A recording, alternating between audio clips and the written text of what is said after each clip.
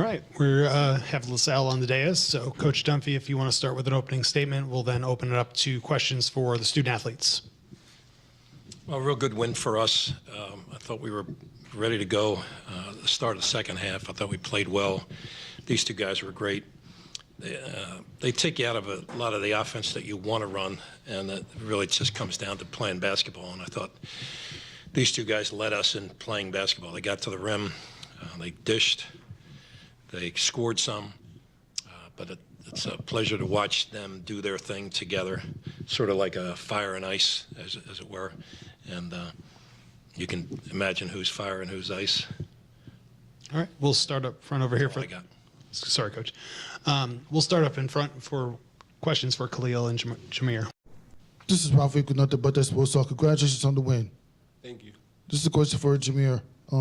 You managed to be effective in the offense and the passing game today in this upset victory. Like, what is the mindset going into tomorrow's game against the Fordham Ramps?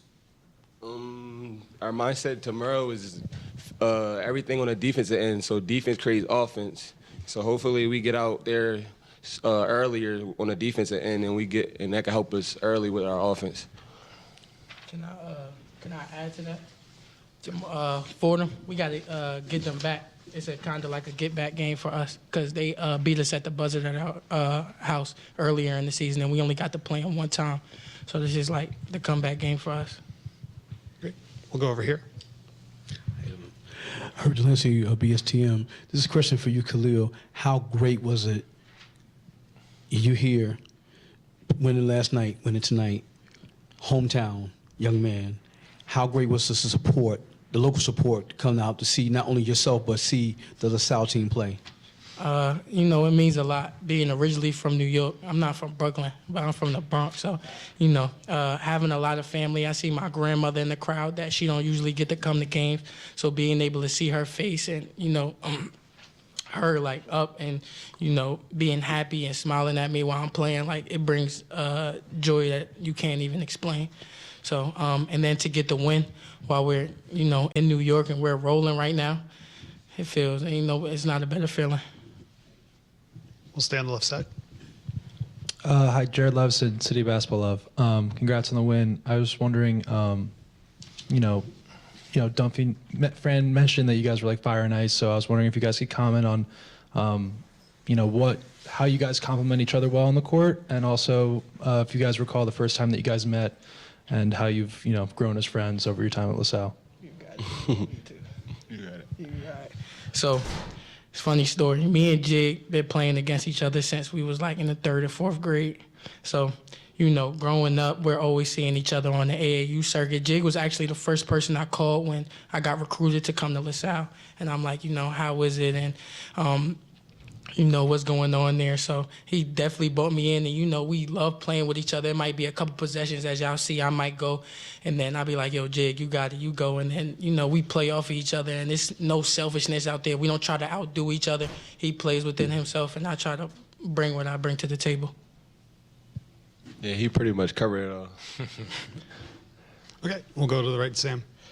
You guys only shot the ball 4 times from deep in the second half, but each of those 3-pointers were pretty crucial to extending your lead. Could you talk about, your shooting performance and the tempo of this game? It's really like, from what I see out there, we really just taking like what the defense gives us. So like a lot of teams been playing high, so we just been opening up driving lanes and creating for our teammates. So yeah. 2 more for the guys. Dominic Campbell, Pittsburgh Sports Now. I was wondering if you guys were noticing any lapses from Duquesne defensively. What was your plan in that second half when you guys combined for 34 points? Like, how are you guys able to just be so successful? And I know Khalil just mentioned that they were kind of laying off you guys and allowing you guys some layups. Is that what you guys were seeing on the court? Yeah, that, and like at halftime, coach was like, the way they playing us, like, we just gonna have to play basketball. Like, plays aren't gonna work all the time. It's not like, you feel me? Like, if you see a lane, you just gotta go and, take what they give you. Okay, 1 more on the right for the players. So, what would you say the difference was in today's game against Duquesne versus your large losses against them earlier in the season? I feel like earlier in the season, like when we did lose to them, I feel like we gave up and we ain't keep fighting how we did today. So, yeah. Earlier, we gave up 52 points in the paint the first time we played them. So, and coming into the game, it was like when we played them at our house, it was a lot of trash talking, me talking to the twins and Mama do all day. Honestly, I had a good feeling about today. I'm talking to them, they're like, "Yo, we gonna get this one today. We gonna get this one. We not gonna let what happened the last game happen this game." And you feel me? That's what they did. Them three had a big part of us winning today.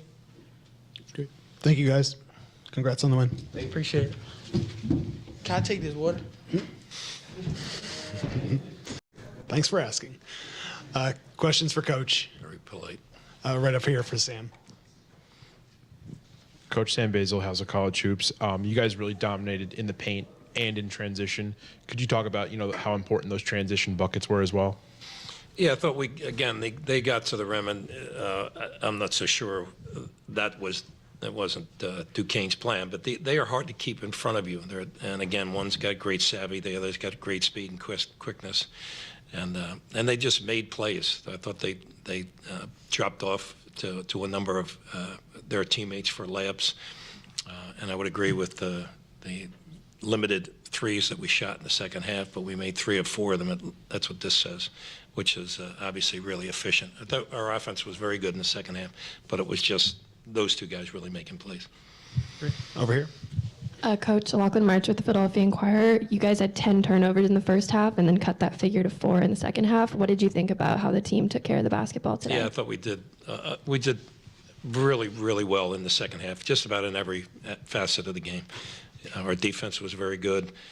They scored a number of points late, but we were lucky enough to get the ball inbounds because that's one guy throwing it to another pretty good foul shooter and a guy who can get to the ball and kind of make sure that if he does get fouled, they finished at the foul line very well. But we didn't turn it over. We turned it over 4 times, as you suggested, which is what we should be doing in the first half. But I thought we were on top of our game in the second half, which was great. We'll stay over here on the left side.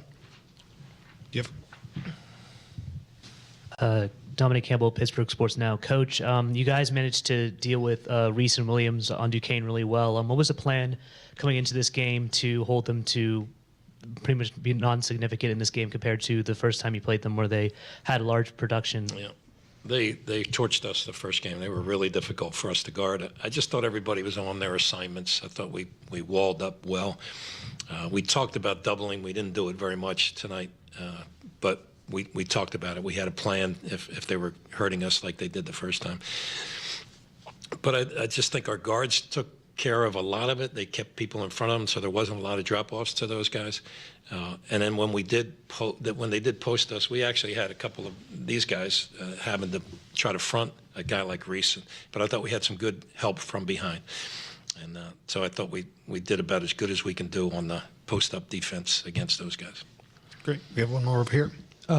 Fran, I was wondering about if you could comment on Khalil's leadership, especially being a sophomore. He seems very vocal and gets in players' faces on the floor on his own team. I was wondering if you could comment about his growth as a leader and his role in the team. Yeah, I think it's getting much better. I think he's growing every game. And Jig is very good at it, too. I mean, Jig knows the game as well as anybody I've coached in a long, long time. And KB is getting better at that part of it. Knows when to get on somebody, but also knows when to pump them up as well. So they're working at it. We're a work in progress still, and hopefully we can continue to grow a little bit. We got obviously a very tough assignment tomorrow. We got time for one more over here. Coach, people in your profession can be very superstitious. You guys have done very well without you having the suit coat on throughout the year. You took it off at halftime. Do you think that made a difference today? No. I don't think it made one bit of difference, but it was getting warm in there. I needed to dump it, and I'll have it on the start of the game tomorrow. We'll see how long it lasts, but I never coached with jacket on too much over my 30-some years before this, but we'll figure it out. But it's not that I'm not superstitious about that. Although I'm going to have a caffeine-free Diet Coke later on. And I like that. I'm superstitious about that. All right. Thanks, Coach. See you tomorrow.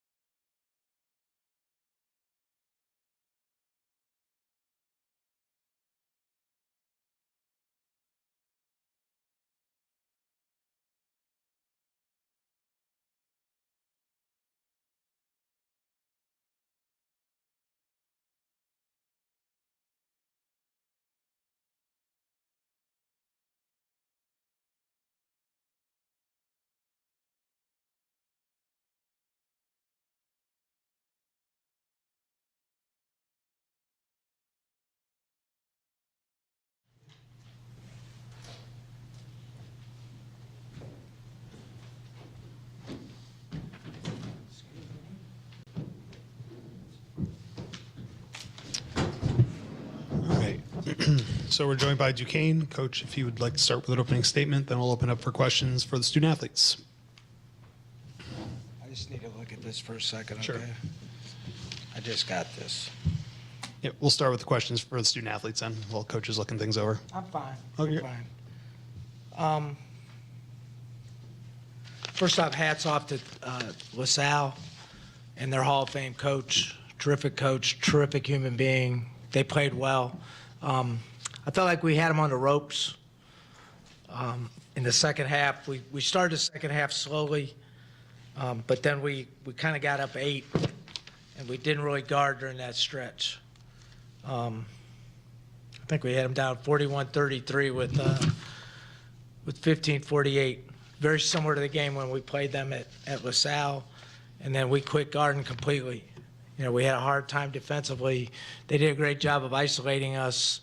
It looked like we kind of died on the vine physically and mentally, and they exploited us. And from that point on, we really didn't guard them the whole second half. We defended well in the first half, but not very well in the second half, and then we didn't shoot the ball well at all pretty much the whole night until maybe the end.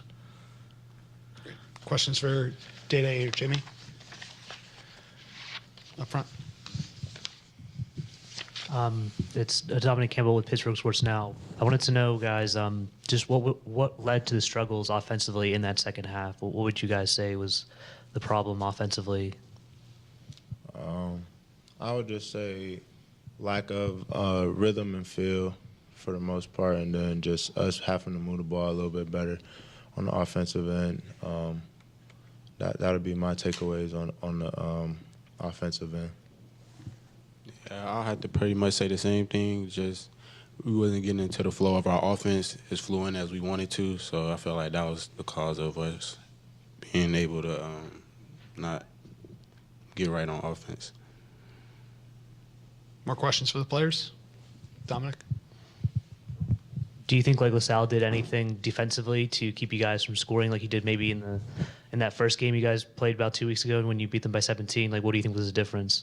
To my knowledge, I would say I don't think they did anything different. I believe they played the same as they played, but they did have a lot more energy, and I would give credit to them, just like Coach said and did.